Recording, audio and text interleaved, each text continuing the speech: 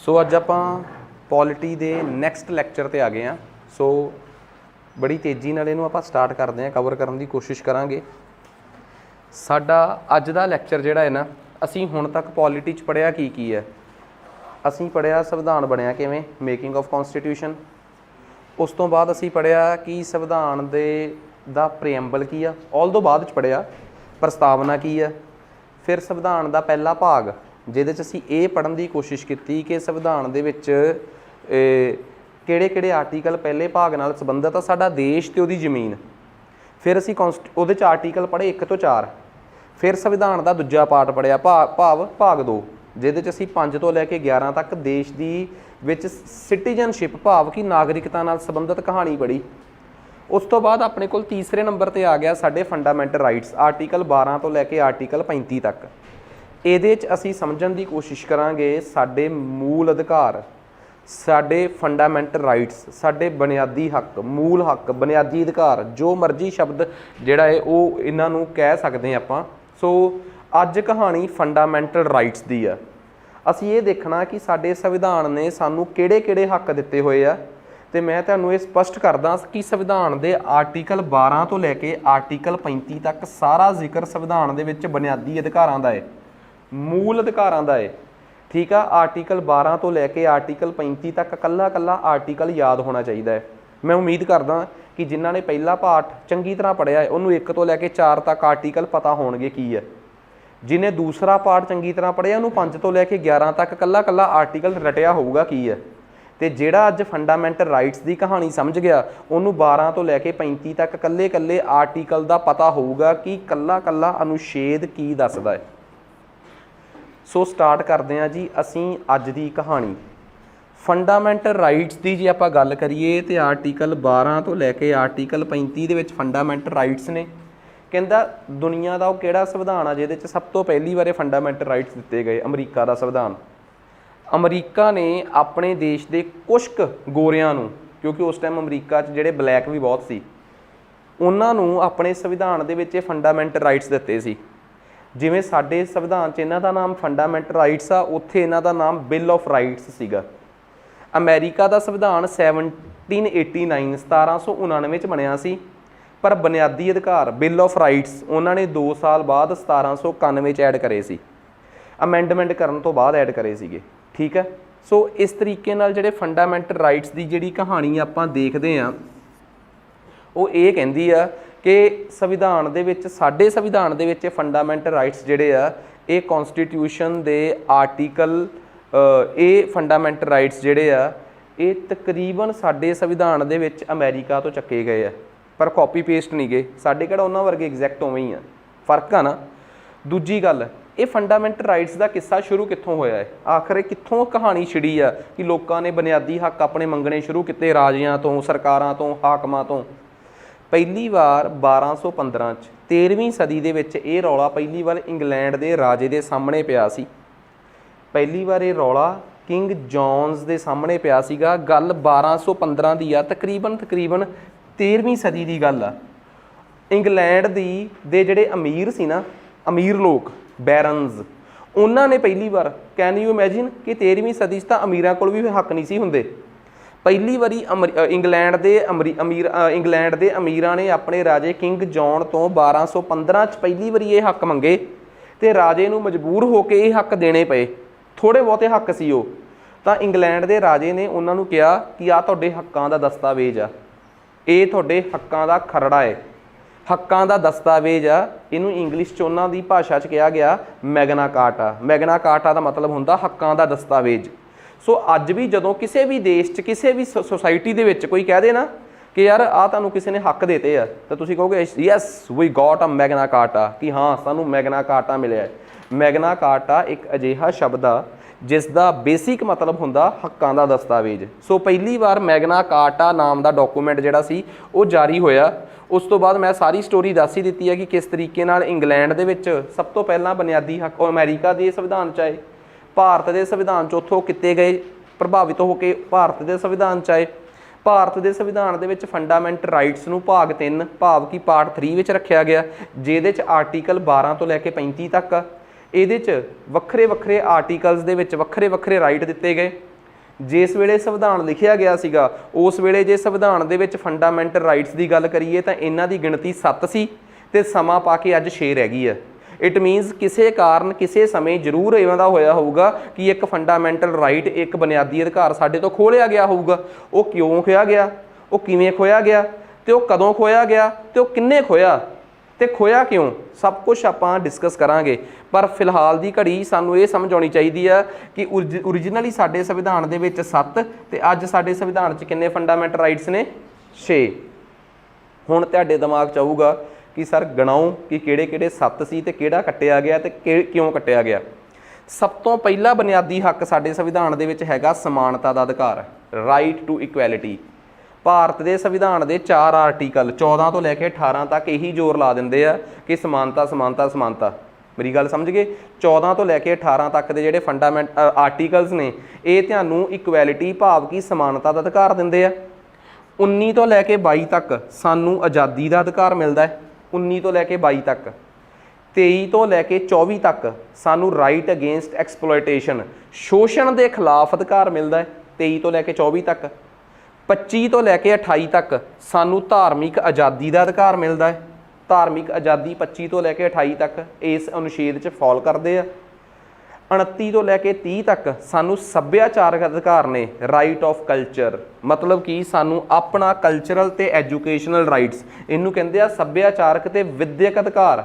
29 ते 30 दे विच ये ने, गिणती च किन्ने हो गए भला 5। 5 तो बाद 6वें नंबर पर आ जाओ जायदाद का अधिकार, राइट टू प्रॉपर्टी। ये वो अधिकार आ जिहड़ा 6वां है तो जिहड़ा डिलीट कर दिता गया है, ये खत्म कर दिता गया है। उस तो बाद है गया राइट टू कॉन्स्टिट्यूशनल रैमिडी, आर्टिकल 31 संविधानक उपचार का अधिकार। पंजाबी इहदी ये बनती है संविधानक उपचार का अधिकार, ये 7वां राइट है। इन्हां 7 दे विचों किहड़ा खोया गया है, जायदाद का अधिकार, आर्टिकल 31 ये खो लिया गया। कदों खोया गया, जे संविधान चों ए भी मिटाउणा होवे तां कॉन्स्टिट्यूशन नूं अमेंड करना पैंदा है। तो जे हुण तो लैके 50 तो लैके हुण तक कॉन्स्टिट्यूशनल अमेंडमेंट्स होईयां है तां फिर उहदी गिणती भी तां होऊगी कि फलाणवीं संविधानक सोध आ, ये 44वीं संविधानक सोध नाल खत्म कर दिता गया सी। किहड़ी नाल?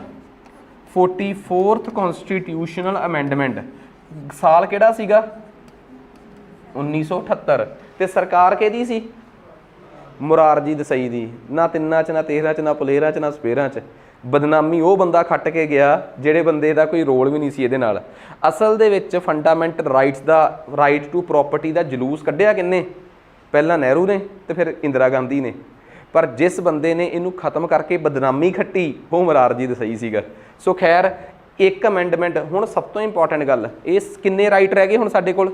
6। 7 चों किन्ने रह गए? 6। सब तो वध इंपॉर्टेंट किहड़ा है सानू शायद नहीं पता होगा, पर जिहड़ा आर्टिकल 32 हैगा ना साडा, ये हुण साडा 6वां फंडामेंटल राइट आ।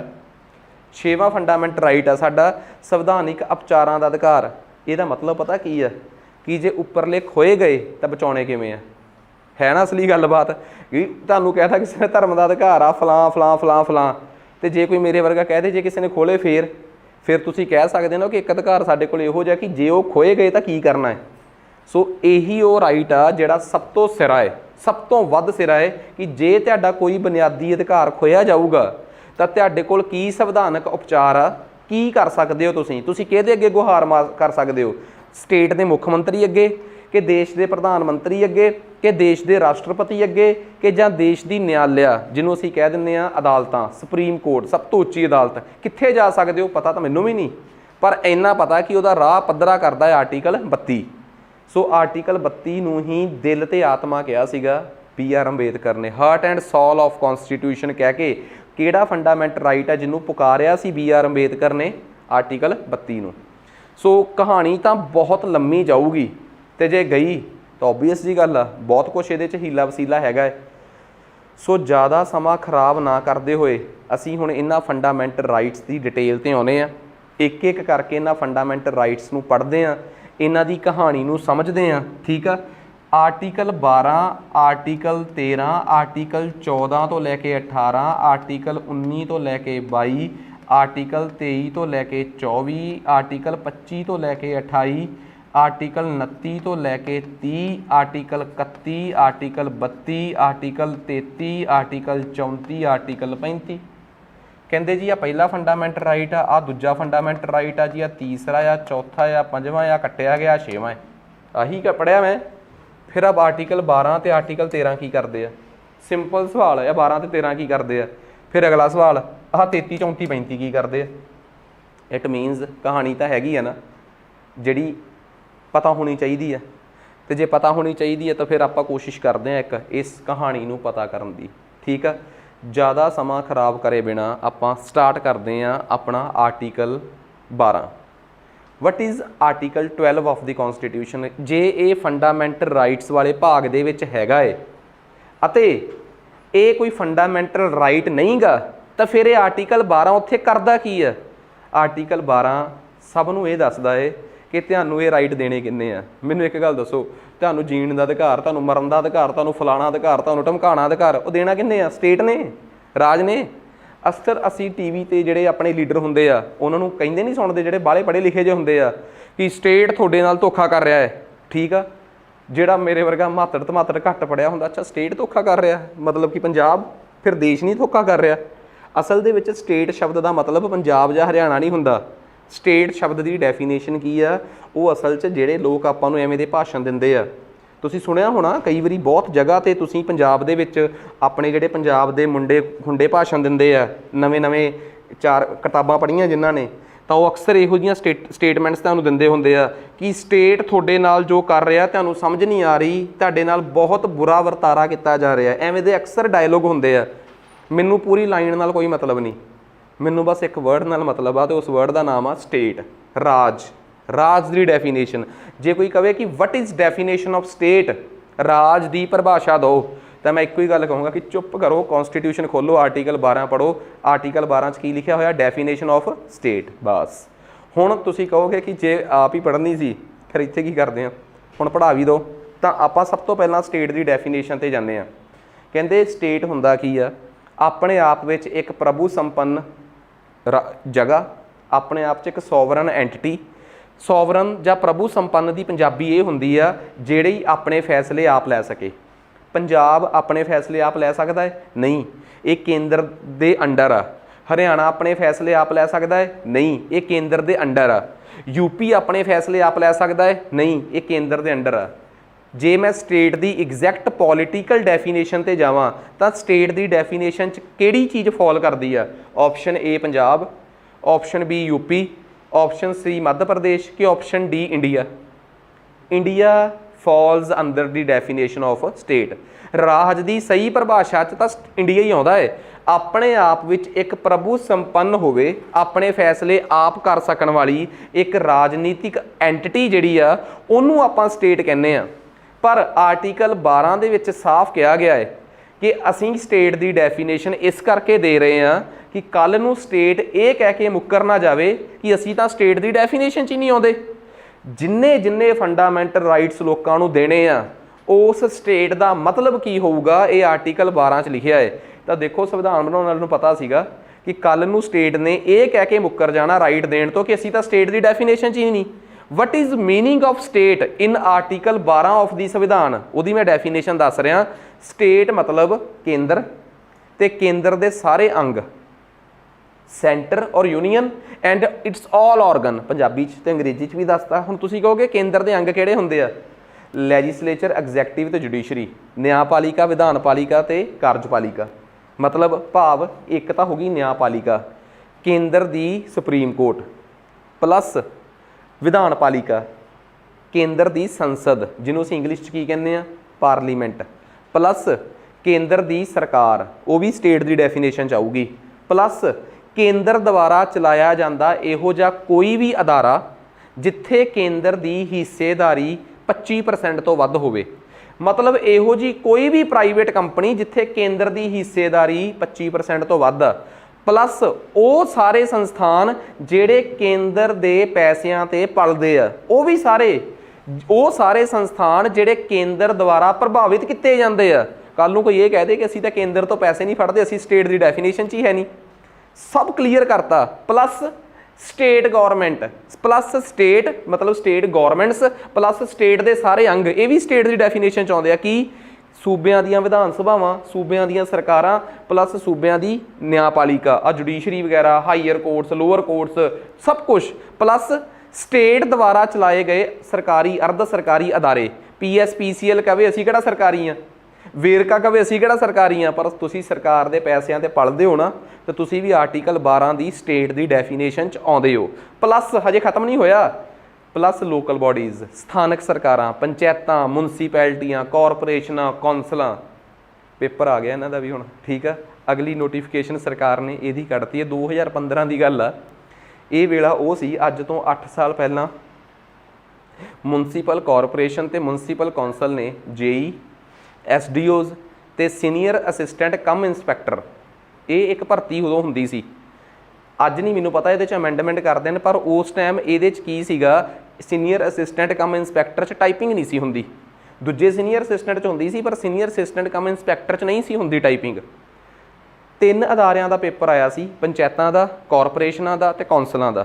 सो वो पेपर दोबारा फिर 8 साल बाद उदों वो पंजाब यूनीवर्सिटी ने लिया सी पेपर, ते पंजाब दे सारे पेपर चंडीगढ़ दी पंजाब यूनीवर्सिटी छापदी सी। आ जिवें जे तुहाडे चों किसी ने चंडीगढ़ एडमिन का पेपर देना होऊगा ना, वो पंजाब यूनीवर्सिटी छापूगी, उन्हां दा लैवल वधिया हुंदा है। पर हुण तां PSSB का भी पेपर पाउण दा लैवल बहुत वध गया।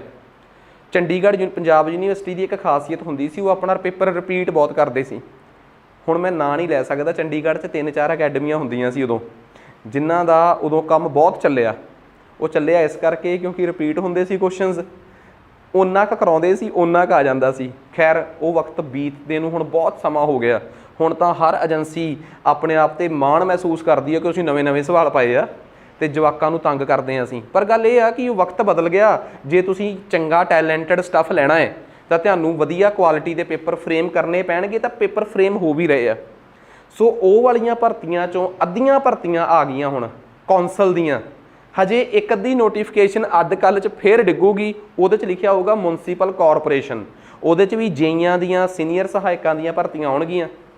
हजे एक भर्ती होर आऊगी ग्रुप A वालियां दी, जिहदे च SDO वगैरह सीगे, क्योंकि जदों उदों पेपर लिया सी इन्हां ने उस टाइम तां SDO सब कुछ A ते B सब इक्को ही संस्था नूं देते सी ना। हुण तां तुसीं एवें नहीं कर सकदे, B वाले पेपर ते C वाले तुहानूं बोर्ड नूं देने पैणगे ते A वाले कॉरप नूं देने पैणगे, कमिशन नूं देने पैणगे। सो तुसीं वेट एंड वॉच, अपनी तैयारी पूरी रखो। तुहाडे सारे पेपर देखो, एक गल होर तुसीं इत्थे पढ़दे हो, मेरी ये जिम्मेवारी ये भी दस्सण दी आ तुहानूं कि एक पासे मुनसिपल कौंसल का पेपर आ, एक पासे पंजाब सरकार का पेपर आ, तनख्वाह भी बराबर आ, नौकरी भी सरकारी आ, कदी कड्ढे भी नहीं जाओगे। फिर कदे नहीं ये नहीं कि कौंसल जो तुहानूं कढ़ सकदे आ ते सरकारी नौकरी चों कढ़ नहीं सकदे। मुनसिपल कौंसल ते मुनसिपल कॉरपोरेशनां दी नौकरी भी सरकारी नौकरी हुंदी है, पर कुछ बैनीफिट नहीं हुंदे जिहड़े कौंसल ते कॉरपोरेशनां च ते सरकार दे महकमे च जाके हो जांदे आ। हुण मन लो तुहानूं शायद इस गल दा पता नहीं, पता है कि नहीं पता कि मेरे कोल एक बैच होर चलदा है पूरे पंजाब च, मैनूं लगदा वो आपां पंजाब दे विच चंडीगढ़ तां 1-2 इंस्टीट्यूट तैयारी करवाउंदे आ, पर ओवरऑल पंजाब दे विच ਉਹਨੂੰ ਕਹਿੰਦੇ PCS रजिस्टर। ऑलरेडी पंजाब सरकार के जोड़े ग्रुप A ते ग्रुप B के मुलाजम होंदे आ ना, ते जिन्हां नूं 7 ਤੋਂ 8 साल का एग्जैक्ट तजर्बा हो जाए सरकारी नौकरी का, बेशक वो अपनी जिंदगी के 5 साल एज अ क्लर्क कट के आए होण ते मौके ते सीनियर असिस्टेंट बन गए होण, 8 साल बाद उन्होंने PCS का पेपर देने का मौका मिलता है सिर्फ ऑब्जैक्टिव टाइप। 100 सवाल सिर्फ GK के, 80 GK के, 10 इंग्लिश के, 10 पंजाबी के, 10th लैवल की इंग्लिश ते पंजाबी। GK उवें दी जिवें दा नॉर्मल PPSC का पेपर छपदा है। 100 सवालों के पेपर च उन्होंने दे के वो सीधे SDM जाते हैं, नॉर्मल पोस्ट ते नहीं जाते, सिर्फ PCS। पर उहदी एक प्रॉब्लम हुंदी है ना कि उहदे च सिर्फ उही बच्चे जा सकते हैं जिहड़े पंजाब सरकार के मुलाजम होण, कॉरपोरेशनां ते कौंसलां च जिहड़े ना लगे होण उन्हां नूं इनएलिजिबल कर दिंदे। क्योंकि मैनूं तां तजर्बा है, मेरे कोल तां किन्ने बच्चे इस टाइम तैयारी कर रहे हैं, तो उन्हां चों किन्ने वैसे बच्चे तां नहीं रहे, उन्हां दी उम्र 45 साल, 40 साल, 48 साल, 52 साल आ। पर ओबीअस जी गल आ, असीं तां उन्हां नूं स्टूडेंट्स जां एस्पीरेंट कह के बुलावांगे ना, नहीं तां साडा सिस्टम नहीं ਚੱਲੂਗਾ। तो उन्होंने भी कोई इतराज़ नहीं होंदा इस चीज़ तो लैके। तो मेन कॉन्सैप्ट मेरा जां मेरी कहण दा मतलब ये आ, अपनी तैयारी पूरी करो। नौकरी जिथे मर्जी मिलो, किते नहीं माड़ी, पर जो 2 जगह ते ऑप्शन होवे कि तुसी सिद्धे सरकार दे मुलाजम बनना है कि जां एक कॉरपोरेशन दे उत्थे चुनिया जा सकदा है। तो जे कोई कहते सर तुसी तां अफवाह फैलाती कि कॉरपोरेशन की नौकरी सरकारी नौकरी नहीं हुंदी, इहो जी तो मैं कोई गल नहीं कही, मैं कुछ सहूलतां दी गल कही है। हाँ हुण एक बंदा कहे सर मैं ना मेरे घरे मजबूरी बहुत आ ते मैनू ना एक सरकारी नौकरी मिल रही है सीनियर असिस्टेंट की, तो एक कॉरपोरेशन च मिल रही है, तो मेरे घरे मजबूरी इन्नी है कि मैं घरों बाहर नहीं आ सकता। कॉरपोरेशन की नौकरी मैनू मेरे शहर मिल रही है, तो सरकारी नौकरी जी डिपार्टमेंट के विच वो मैनू चंडीगढ़ मिल रही है, तो मेरी बदली भी नहीं होनी बात, क्योंकि मैं हैड ऑफिस जा रहा, मैं कित्थे जावां। हर बंदा अपनी जिंदगी च किन्नू पहल देनी है उन्होंने सोचता है। जे कोई मैनू ये कहे कि सर तुहाडे कहण ते मैं चंडीगढ़ चला जाना क्योंकि तुसीं कहा सी कि कॉरपोरेशन की नौकरी तो सरकारी नौकरी है ही नहीं, तो मैं अज भी कह रहा कि इहो जी कोई गल नहीं मैं कही, नौकरी भी सरकारी आ, किसी नूं कोई कढ भी नहीं सकदा। ते हाँ कुछ सहूलतां जिहड़ियां अड्ड मिलदियां वो मैं तुहानूं तुहाडे सामने दस ही दित्तियां यार कि आह कुछ सहूलतां हुंदियां जिहड़ियां सानूं अड्ड मिलदियां। खैर आ जाओ आपां अपने मसले ते आउणे आ। मकसद सिर्फ इन्ना का कि अपनी तैयारी पूरी रखो, तैयारी च कज ना रवे तुहाडी च, अगे जिम्मेवारी मेरी है। स्टेट की डेफिनेशन समझ आ गई। मैं पिछे जे एक गल दसदा, जिहड़ी साडी ना एक संस्था है BCCI, सुनिया किसी ने, board of cricket control of India, आ क्रिकेट के मैच करवाउंदी है। किसी ने BCCI नूं कहा कि बई ये दसो तुसीं RTI पाई तो पूछया तुहाडी साल की कमाई किन्नी आ, कहंदे RTI के दायरे च असीं आउंदे नहीं। कहते क्यों नहीं आते, कहते RTI च लिखिया है RTI एक्ट च कि सिर्फ उही इन्फॉर्मेशन दे सकता है जिहड़ा भारत सरकार दे आर्टिकल 12 की स्टेट की डेफिनेशन च आउंदा है कॉन्स्टिट्यूशन दे। वो कहते असीं तां स्टेट की डेफिनेशन च आउंदे नहीं, असीं तां प्राइवेट कोऑपरेटिव एक सोसाइटी के अंदर बने हुए हैं।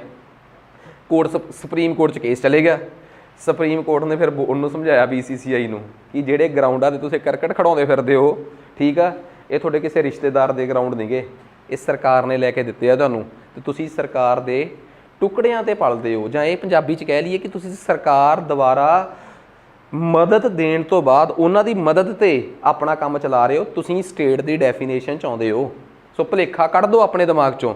सो सब तो पहली गल ये आ कि जे कोई मैनूं ये कहे कि सर सानूं स्टेट की डेफिनेशन समझ नहीं आई, तो समझ आ गई। इट मीनस सब तो पहला तो मैं तुहानूं देखो स्क्रीन पर जो चल रहा ये तो ओबवियस जी गल आ, मैं बाद च पढ़ाऊँगा ही पढ़ाऊँगा सारा। सब तो पहला तो मैं तुहानूं डेफिनेशन दसी है कि भला स्टेट की, स्टेट की डेफिनेशन दे विच की आ जाता है, देखो सारा कुछ आ जाता, मुनसिपैलिटियां, बोर्ड, इंप्रूवमेंट ट्रस्ट, केंद्र सरकार, फलां फलां फलां सब कुछ। हुण आ चीज़ तुसीं आप बड़े आराम नाल पढ़ सकते हो। केंद्र सरकार ने, सुप्रीम कोर्ट ने तो यह भी कहा सी कि कोई प्राइवेट कंपनी जां एजेंसी जे उन्हें सरकार का ठेका मैनूं एक गल दसो, एक होर एग्जाम्पल तुहाडे नाल मिलदी जुलदी जां तुहाडी जिंदगी दे नाल जिहदा बड़ा सरोकार आ, TCS स्टेट की डेफिनेशन च आऊगी कि नहीं आऊगी?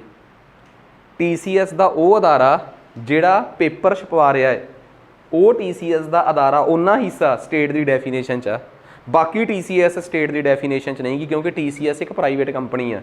पर जिन्ना हिस्सा तुहाडा सरकार वास्ते काम करूगा वो स्टेट की डेफिनेशन च आ जाऊगा, क्योंकि फिर तुसी पब्लिक प्रति जवाबदेह हो जाते हो। इट मीनस TCS नहीं, TCS आयोन, ये जरूर स्टेट की डेफिनेशन चा। ये किहड़ी संस्था है? ये TCS का वो विंग आ जिहड़ा सरकारी पेपरां नूं कंडक्ट करदा है केरला तो लैके कश्मीर तक। सो ये सारियां प्राइवेट कंपनियां चों ये सब तो वड्डी कंपनी आ जिहड़ी पेपर कंडक्ट करवा सकती है, ठीक है, जां करवाउंदी है हुण तक। हुण गल करदे आपां आर्टिकल 13 की। आर्टिकल 13 की पंजाबी समझीए तो पहलां इंग्लिश समझदे आ।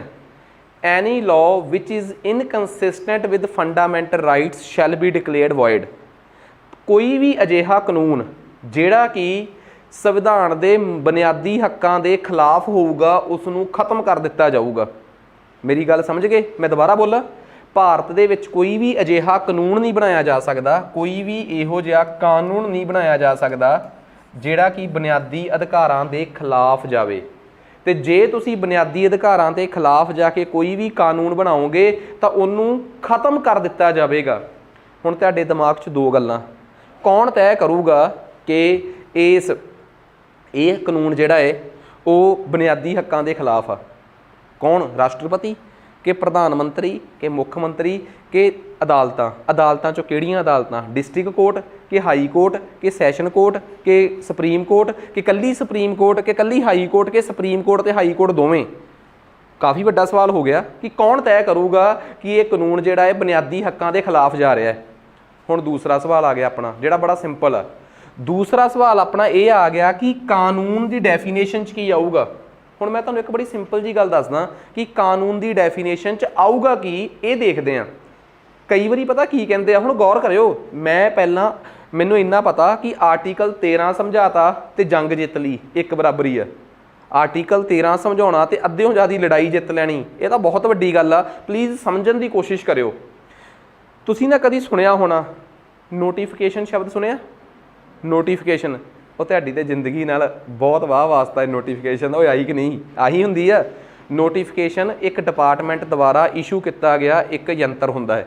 ਇਹੀ ਆ, ਡਿਪਾਰਟਮੈਂਟ ਇਸ਼ੂ ਕਰਦਾ ਹੈ।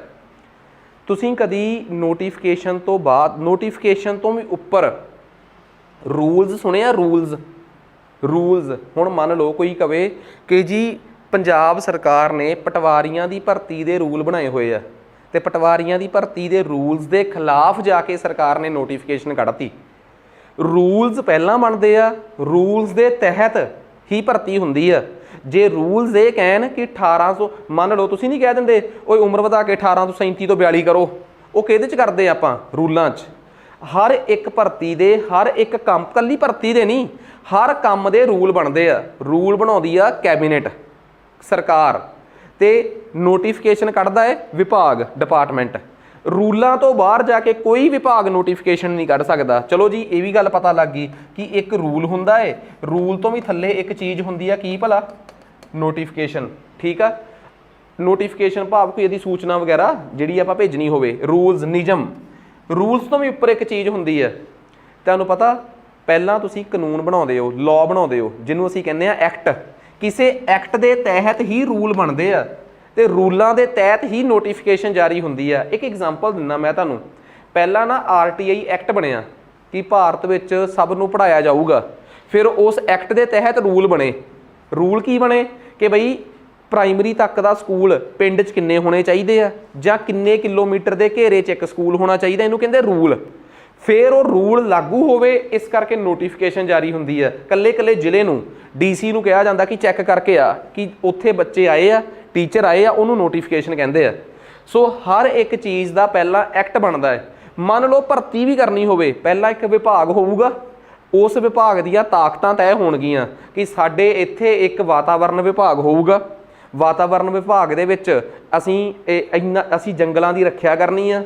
ਉਹਦੇ ਵਾਸਤੇ ਅਸੀਂ ਰੇਂਜਰਾਂ, ਡਿਪਟੀ ਰੇਂਜਰਾਂ ਤੇ ਫੋਰੈਸਟਰਾਂ ਤੇ ਫੋਰੈਸਟਰ ਗਾਰਡ ਦੀ ਇੱਕ ਅਪਾਇੰਟਮੈਂਟ ਕਰਿਆ ਕਰਾਂਗੇ। ਠੀਕ ਆ ਹੋਊਗਾ ਤੇ ਇਸ ਤਰੀਕੇ ਨਾਲ ਅਸੀਂ ਜੰਗਲ ਬਚਾਵਾਂਗੇ। ਇਹ ਤਾਂ ਹੋ ਗਿਆ ਐਕਟ। ਐਕਟ ਤੋਂ ਬਾਅਦ ਰੂਲ ਦੇ ਵਿੱਚ ਆਊਗਾ ਕਿ ਇੱਕ ਡਿਪਟੀ ਰੇਂਜਰ ਦੀ ਫਲਾਣੀ ਜ਼ਿੰਮੇਵਾਰੀ ਹੋਊਗੀ। ਇੱਕ ਡਿਪਟੀ ਰੇਂਜਰ ਇੰਨੇ ਸਾਲ ਤੋਂ ਇੰਨੇ ਸਾਲ ਦੀ ਉਮਰ ਵਾਲਾ ਜਿਹੜਾ ਹੈ ਉਹ ਭਰਤੀ ਕੀਤਾ ਜਾਊਗਾ ਤੇ ਉਹਨੂੰ ਭਰਤੀ ਕਰਦੇ ਹੋਏ ਇਹ ਵਚਨਬੱਧ ਕੀਤਾ ਜਾਊਗਾ ਕਿ ਉਹਨੂੰ ਇੰਨੀ ਤਨਖਾਹ ਪਹਿਲੇ 3 ਸਾਲ ਤੇ ਫਿਰ ਐਵੇਂ ਉਹਦੀ ਤਨਖਾਹ ਵਧੂਗੀ। 18 ਤੋਂ ਇੰਨੇ ਸਾਲ ਦੇ ਵਿੱਚ ਵਾਲਾ ਭਰਤੀ ਕੀਤਾ ਜਾ ਸਕਦਾ ਹੋਊਗਾ, ਐਵੇਂ ਇਹ ਰੂਲ। ਫਿਰ ਜਿਸ ਦਿਨ ਇਹ ਦੱਸਣਾ ਹੋਵੇ ਕਿ ਅਸੀਂ ਇਸ ਸਾਲ ਕਿੰਨੇ ਬੰਦੇ ਭਰਤੀ ਕਰਨੇ ਆ, ਉਹਦੇ ਵਾਸਤੇ ਕੱਢੀ ਜਾਂਦੀ ਆ ਅਧਿਸੂਚਨਾ। ਇਟ ਮੀਨਸ ਤੁਸੀਂ ਕਹੋਗੇ ਸਰ ਸਮਝ ਆ ਗਈ ਗੱਲ। ਭਾਰਤ ਦੇ ਵਿੱਚ ਜੇ ਮੈਂ ਸੈਂਟਰ ਦੇ ਲੈਵਲ ਤੇ ਦੱਸਾਂ ਤਾਂ ਪਾਰਲੀਮੈਂਟ ਪਾਸ ਕਰਦੀ ਆ ਐਕਟ, ਫਿਰ ਉਸ ਤੋਂ ਬਾਅਦ ਕੇਂਦਰ ਸਰਕਾਰ ਬਣਾਉਂਦੀ ਆ ਰੂਲ, ਤੇ ਫਿਰ ਉਸ ਤੋਂ ਬਾਅਦ ਕੋਈ ਕੇਂਦਰ ਦਾ ਵਿਭਾਗ ਰਿਲੀਜ਼ ਕਰਦਾ ਹੈ ਕੀ? ਨੋਟੀਫਿਕੇਸ਼ਨ। ਸਿਮਿਲਰਲੀ ਸਟੇਟ ਲੈਵਲ ਤੇ ਆ ਜਾਓ, ਪੰਜਾਬ ਦੀ ਸੰਸਦ ਜਾਂ ਪੰਜਾਬ ਦੀ ਵਿਧਾਨ ਸਭਾ ਬਣਾਉਂਦੀ ਆ ਐਕਟ, ਤੇ ਪੰਜਾਬ ਦੀ ਕੈਬਨਿਟ ਜਾਂ ਪੰਜਾਬ ਦੀ ਸਰਕਾਰ ਪਾਸ ਕਰਦੀ ਆ ਰੂਲ, ਤੇ ਫਿਰ ਪੰਜਾਬ ਦਾ ਕੋਈ ਵਿਭਾਗ ਉਹਦੀ ਕੀ ਜਾਰੀ ਕਰਦਾ ਹੈ? ਅਧਿਸੂਚਨਾ, ਭਾਵ ਕੀ? ਨੋਟੀਫਿਕੇਸ਼ਨ। ਆਹ ਗੱਲ ਸਮਝ ਆ ਗਈ। ਆਰਟੀਕਲ 13 ਕਹਿੰਦਾ ਹੈ ਕਿ ਕੋਈ ਵੀ ਅਜਿਹਾ ਕਾਨੂੰਨ ਜਿਹੜਾ ਕਿ ਫੰਡਾਮੈਂਟਲ ਰਾਈਟਸ ਦੀ ਸਪਿਰਿਟ ਦੇ ਖਿਲਾਫ ਹੋਵੇ, ਉਹਦੀ ਭਾਵਨਾ ਦੇ ਖਿਲਾਫ ਹੋਵੇ, ਉਹ ਖਤਮ ਕਰ ਦਿੱਤਾ ਜਾਊਗਾ। ਹੁਣ ਜੇ ਕੋਈ ਮੈਨੂੰ ਪੁੱਛੇ ਸਰ ਲਾਅ ਦੀ ਡੈਫੀਨੇਸ਼ਨ 'ਚ ਆਉਂਦਾ ਕੀ ਹੈ, ਤਾਂ ਮੈਂ ਕਹੂੰਗਾ ਕੋਈ ਵੀ ਅਜਿਹਾ ਕਾਨੂੰਨ, ਤੇ ਕਾਨੂੰਨ ਦੀ ਡੈਫੀਨੇਸ਼ਨ 'ਚ ਆਉਂਦਾ ਕੋਈ ਵੀ ਅਜਿਹਾ ਐਕਟ ਨਹੀਂ ਬਣਾਇਆ ਜਾ ਸਕਦਾ, ਕੋਈ ਵੀ ਅਜਿਹਾ ਰੂਲ ਨਹੀਂ ਬਣਾਇਆ ਜਾ ਸਕਦਾ, ਕੋਈ ਵੀ ਅਜਿਹਾ ਨੋਟੀਫਿਕੇਸ਼ਨ ਨਹੀਂ ਜਾਰੀ ਕੀਤਾ ਜਾ ਸਕਦਾ ਜਿਹੜਾ ਫੰਡਾਮੈਂਟਲ ਰਾਈਟਸ ਦੀ ਭਾਵਨਾ ਨੂੰ ਚੋਟ ਪਹੁੰਚਾਵੇ, ਤੇ ਜੇ ਉਹਨੂੰ ਸੱਟ ਲਾਊਗਾ ਤੇ ਉਹ ਖਤਮ ਕਰ ਦਿੱਤਾ ਜਾਊਗਾ। It means law the definition 'ਚ ਕਿਹੜੀਆਂ 3 ਚੀਜ਼ਾਂ ਆ ਗਈਆਂ ਦੱਸੋ ਵੀ? ਕੋਈ ਐਕਟ ਨਹੀਂ ਬਣਾਇਆ ਜਾ ਸਕਦਾ, कोई नियम नहीं बनाया जा सकता, कोई देखो कोई अधिनियम नहीं बनाया जा सकता, कुछ नियम नहीं बनाया जा सकता, कोई अधिसूचना नहीं जारी की जा सकती। इंग्लिश च कह दीए तो कोई एक्ट नहीं बनाया जा सकता, कोई रूल नहीं बनाया जा सकता, तो कोई नोटिफिकेशन नहीं जारी की जा सकती। Any doubt? कोई डाउट नहीं, होनी भी नहीं चाहिए। इतनी किड्डी गल है यार। आ दसो, कहानी क्लीयर होगी ना? सो सब तो पहली गल साडा कंसैप्चुअल क्लैरिटी होगी। हुण एक गल दसो, मेरे वर्गा देश का प्रधानमंत्री होवे, वैसे पॉसीबल तो नहीं, ਉਹਦੇ वास्ते तो पूरा बंदा, सब तो वड्डी गल आ प्रधानमंत्री बनना होवे, मुख मंत्री बनना होवे, पिंड का सरपंच बनना होवे, सब तो पहला करैक्टरिस्टिक पता की है? बंदा डिसिपलिनड होना चाहिए, ठीक है, कि बंदा टाइम का पाबंद होना चाहिए है। फिर जाके बंदा किसी भी महकमे छड्डो, किसी भी जगह ते पहली कामयाबी का राज एटलीस्ट जिथे तुसीं पब्लिक प्रति जवाब दे हो, ठीक है, तो उत्थे तुहानूं आ चीज़ तुहाडे च सब तो पहली चाहिए है। तो खैर आपां इहदे ते ज़्यादा बहस भी नहीं करते, आपां अपने मुद्दे ते आउणे आ। तो असल च ये आ, किसी ने मेरे वर्गे ने कहता कि मैं देश का प्रधानमंत्री हाँ, ठीक है जी, मैं इंदिरा गांधी की जगह ते ताकतवर प्रधानमंत्री हाँ, जां मेरी जगह ते छड्डो इंदिरा गांधी नूं ही लै लो। इंदिरा गांधी ने की किया, एमरजेंसी लगी हुई सी ते कॉन्स्टिट्यूशन नूं अमेंड करता। की करता? कॉन्स्टिट्यूशन नूं अमेंड करता, बदलता। मेरे वर्गे ने जाके कहता कि कॉन्स्टिट्यूशन नूं जिहड़ा बदलिया गया है ना, ये संविधान की भावना के खिलाफ आ। गौर करियो, आ जिहड़ा नवां एक्ट लैके आए हो ना, कॉन्स्टिट्यूशन अमेंडमेंट एक्ट लैके आए हो, कॉन्स्टिट्यूशन नूं अमेंड करने वाला नवां एक्ट लैके आए हो, कॉन्स्टिट्यूशनल अमेंडमेंट एक्ट मतलब कि संविधान सोध अधिनियम नवां लैके आए हो, ये कहते फंडामेंटल राइट्स की स्पिरिट के खिलाफ आ।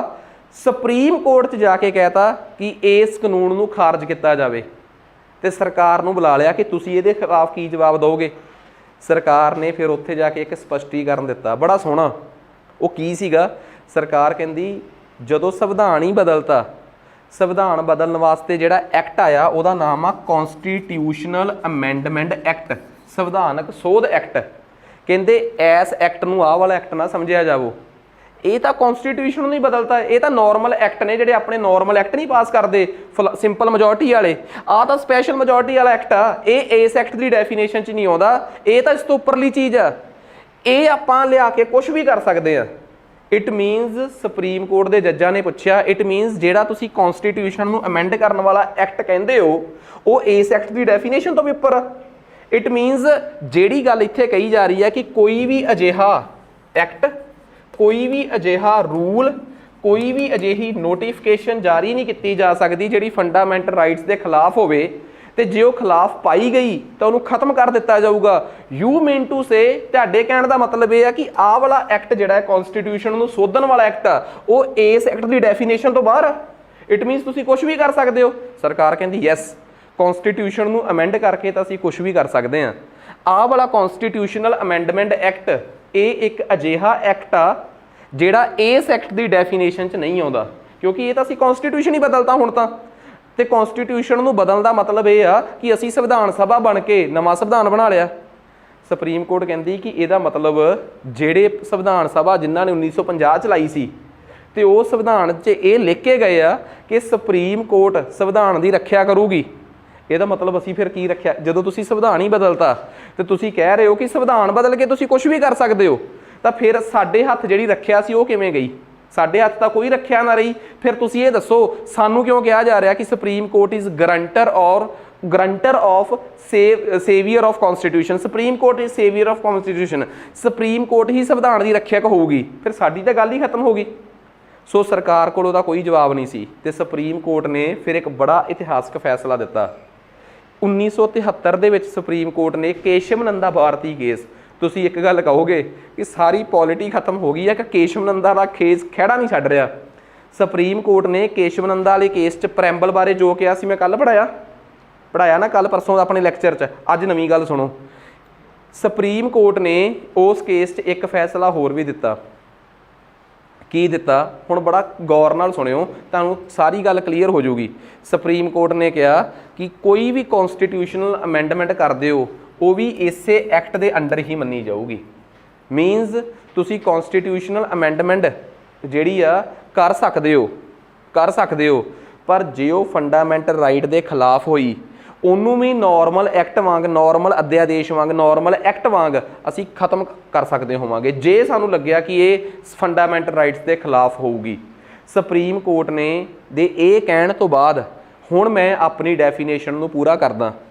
ਸੁਪਰੀਮ ਕੋਰਟ ਨੇ ਕਿਹਾ ਕੋਈ ਵੀ ਅਜਿਹਾ ਲਾਅ ਜਿਹੜਾ ਕਿ ਬੁਨਿਆਦੀ ਅਧਿਕਾਰਾਂ ਦੇ ਖਿਲਾਫ ਹੋਊਗਾ ਉਸ ਨੂੰ ਖਤਮ ਕਰ ਦਿੱਤਾ ਜਾਊਗਾ। ਤੇ ਇਸ ਲਾਅ ਦੀ ਡੈਫੀਨੇਸ਼ਨ 'ਚ ਕੀ ਆਉਂਦਾ ਹੈ?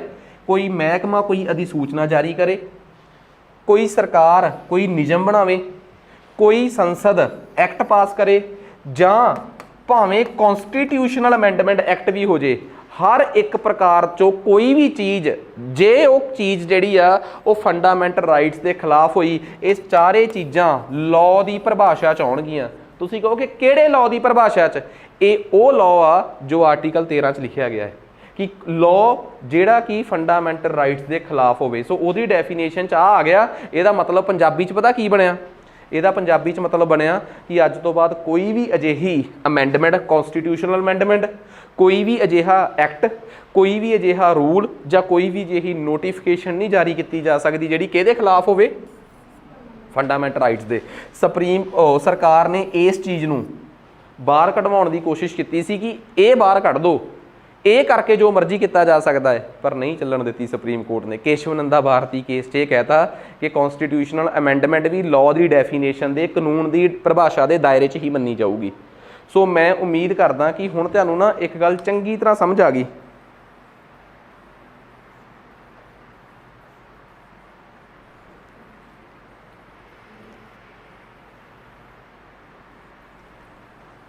ਤੁਹਾਨੂੰ ਇੱਕ ਡੈਫੀਨੇਸ਼ਨ ਚੰਗੀ ਤਰ੍ਹਾਂ ਸਮਝ ਆ ਗਈ ਕਿ ਯਾਰ ਆਰਟੀਕਲ 13 ਕੀ ਹੈ।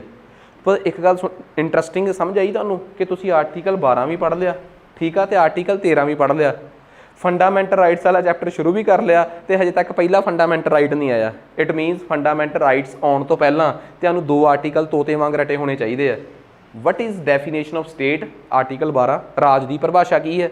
ਕੋਈ ਵੀ ਅਜਿਹਾ ਕਾਨੂੰਨ ਜਿਹੜਾ ਕਿ ਬੁਨਿਆਦੀ ਅਧਿਕਾਰਾਂ ਦੀ ਭਾਵਨਾ ਨੂੰ ਠੇਸ ਪਹੁੰਚਾਉਂਦਾ ਹੋਵੇ ਉਸ ਨੂੰ ਖਤਮ ਕਰ ਦਿੱਤਾ ਜਾਊਗਾ। ਇਹ ਆਰਟੀਕਲ 13 ਹੈ। ਤੇ ਇੱਥੇ ਕਾਨੂੰਨ ਦਾ ਮਤਲਬ ਹੋਵੇਗਾ ਸਰਕਾਰ ਦੁਆਰਾ, ਸੰਸਦ ਦੁਆਰਾ ਕੀਤੀ ਗਈ ਕੋਈ ਵੀ ਸੰਵਿਧਾਨਕ ਸੋਧ, ਜਾਂ ਸੰਸਦ ਜਾਂ ਕਿਸੇ ਵੀ ਰਾਜ ਦੀ ਵਿਧਾਨ ਸਭਾ ਦੁਆਰਾ ਪਾਸ ਕੀਤਾ ਗਿਆ ਕੋਈ ਵੀ ਕਾਨੂੰਨ, ਜਾਂ ਕਿਸੇ ਵੀ ਮਹਿਕਮੇ ਦੁਆਰਾ ਜਾਰੀ ਕੀਤਾ ਗਿਆ ਕੋਈ ਨਿਯਮਾਵਲੀ ਮਤਲਬ ਨਿਯਮ, ਜਾਂ ਕਿਸੇ ਵੀ ਮਹਿਕਮੇ ਦੁਆਰਾ ਕਿਸੇ ਵੀ ਸਰਕਾਰ ਦੁਆਰਾ ਤੈਅ ਕੀਤੇ ਗਏ ਕੋਈ ਰੂਲਸ ਨਿਯਮ, ਜਾਂ ਕਿਸੇ ਵੀ ਮਹਿਕਮੇ ਦੁਆਰਾ ਜਾਰੀ ਕੀਤੀ ਗਈ ਕੋਈ ਨੋਟੀਫਿਕੇਸ਼ਨ।